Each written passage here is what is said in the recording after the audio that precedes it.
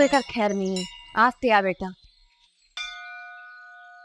बस जल्दी आ गए हो। जब तोला मिलने ही नहीं रही से तो ते मोला काबर बुलाया है? घाम में खड़े खड़े करिया हो गए हो देख।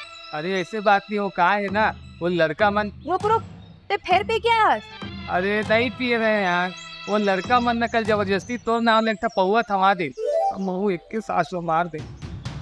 बाकी आज के बाद नहीं पियो, ये लास्ट रही से तोर कसम। तोर ना हर बार के ही नाटक है, ए दरी नहीं पियो, ए दरी नहीं पियो। अब न देख काम कर, तेना शादी कर ले अपन दारू संग, और बारात में ना अपन दरवा संगी मन भी लेके जाबे। अब मैं जात हूँ।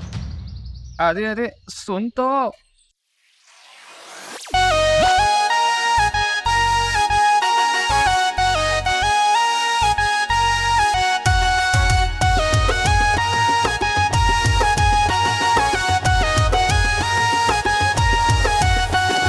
पियर महारानी मोहल्ला वो थोरकने उतारा मांगो पौवाला वो।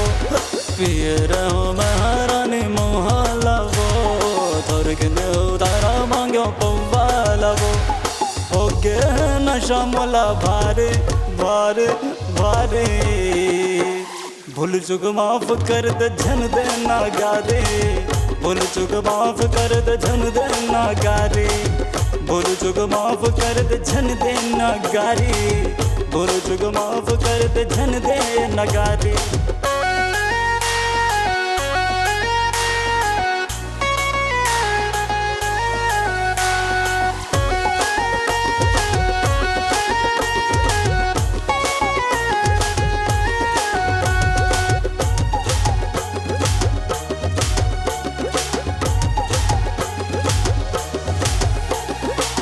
नैन शराबे तोर होठ लाल लाल वो, चढ़ती जवानी गोरी उम्र 16 साल वो।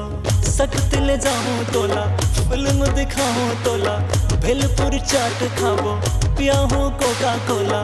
मोला तो हो गए तोर माया के बीमारी। भूल चुक माफ कर दे झन देना गारी।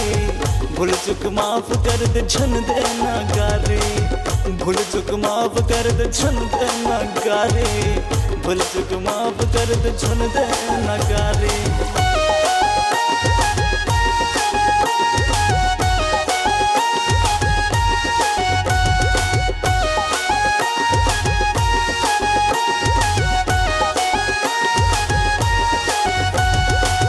देख के तोला गोरी धड़कत है सीना, छुई मुई प्यारे प्यारे चंचल हसीना।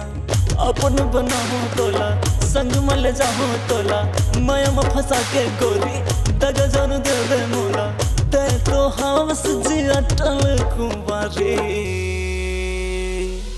भूल चुक माफ कर दे झन देना गारी। भूल चुक माफ कर दे झन देना गारी। भूल चुक माफ कर दे झन देना गारी। भूल चुक माफ कर दे झन देना गारी। भूल चुक माफ कर दे झन देना गारी। भूल चुक माफ कर दे झन देना गारी।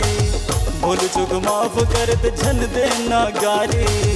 भूल चुक माफ कर दे झन देना गारी।